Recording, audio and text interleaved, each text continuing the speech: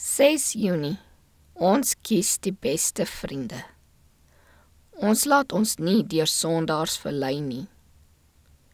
My seun, as die sondaars jou wil verlei, moet jy nie inwillig nie, want hulle voete hardloop na die kwaad en haas hulle om bloed te vergiet. Spreuke 1 vers 10 tot 16. Dis nie veilig vir die belydende volgeling van Christus om met onverskillige, roekelose mense om te gaan nie. Want dis maklik om tot hulle sienwyse oor te gaan en om heeltemal te vergeet wat dit beteken om 'n volgeling van Jesus te wees. Hierteen moet u veral waak.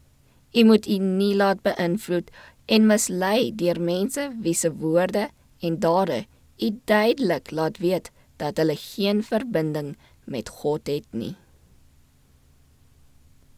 Luister na die stem van God. My seun, as die sondaars jou wil verlei, moet jy nie inwillig nie. Hulle wat hulle deur die Gees van God laat lei, moet hulle sintuie wakker hou, want die tyd het aangebreek wanneer hulle suiwerheid en hulle trou aan God en aan mekaar beproef sal word.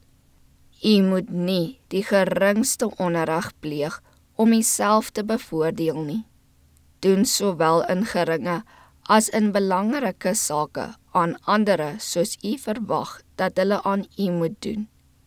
Die Here sê, julle is my getuies. Julle moet namens my optree. As die sluier kon oopgaan, sou u sien hoe die ganse hemel diep belangstel in die een wat versoek word.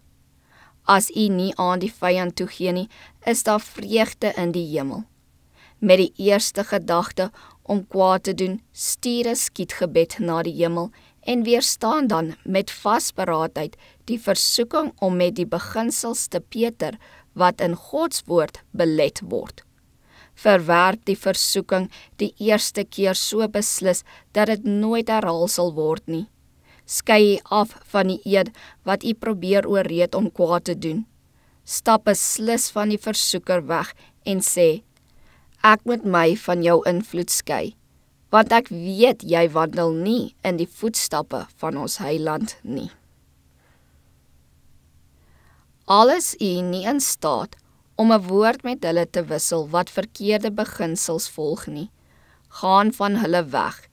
U onttrekking en sweye kan meer doen as woorde.